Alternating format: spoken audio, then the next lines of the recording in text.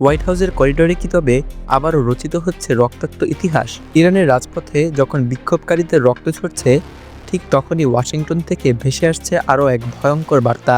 ইরানের শীর্ষ নেতাদের হত্যা করার প্রকাশ্য আহ্বান। এই আহ্বান কি নিছক বক্তব্য, নাকি মধ্যপ্রাচ্যের নতুন যুদ্ধের ইঙ্গিত? যুক্তরাষ্ট্রের প্রভাবশালী রিপাবলিকান সিনেটর এবং প্রেসিডেন্ট ডোনাল্ড ট্রাম্পের ঘনিষ্ঠ মিত্র লিন্ডসে গ্রাহাম ইরানের শীর্ষ নেতৃত্বকে লক্ষ্য করে কঠোর সামরিক পদক্ষেপ নেওয়ার জন্য ট্রাম্পের প্রতি সরাসরি আহ্বান জানিয়েছেন। ফক্স নিউজকে দেয়া এক সাক্ষাৎকারে তিনি বলেন, ইরানের বর্তমান শাসক গোষ্ঠীর শীর্ষ নেতাদের হত্যা করা হলে দেশটিতে চলমান সরকার বিরোধী আন্দোলন আরও শক্তিশালী হবে। গ্রাহামের দাবি, যারা সাধারণ মানুষকে হত্যা করছে তাদেরই লক্ষ্যবস্তু করা উচিত। তার মতে, এই শাসন ব্যবস্থার পতন ঘটলে মধ্যপ্রাচ্যে স্থায়ী শান্তির পথ তৈরি হবে। তিনি আরও বলেন, ইরানের নেতৃত্ব ধ্বংস হলে হিজবুল্লাহ এবং হামাসের মতো সংগঠন দুর্বল হয়ে পড়বে এবং ইসরায়েল ও সৌদি আরবের মধ্যে শান্তি প্রতিষ্ঠার সুযোগ তৈরি হবে। ইরানের চলমান অস্থিরতার মধ্যে লিন্ডসে গ্রাহাম সামাজিক যোগাযোগ মাধ্যম এক্সে একটি পোস্টে বিক্ষোভকারীদের প্রতি সংহতি প্রকাশ করেন।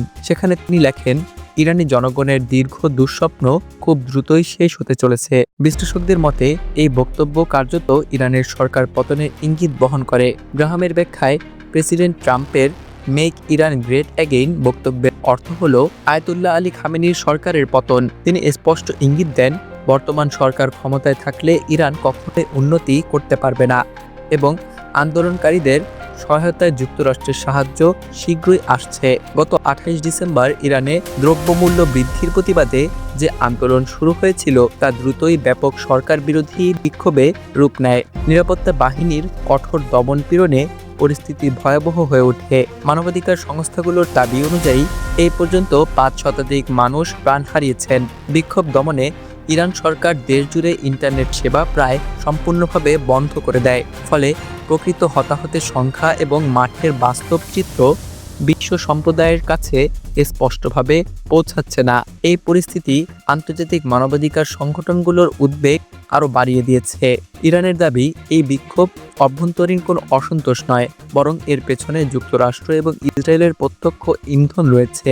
লিন্ডসে গ্রাহামের বক্তব্যকে তারা সেই অভিযোগেরই প্রমাণ হিসেবে দেখছে।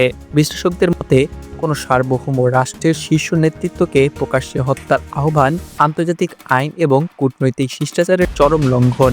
এতে শুধু ইরান নয়, পুরো মধ্যপ্রাচ্য ভয়াবহ সংঘাতের দিকে এগিয়ে যেতে পারে।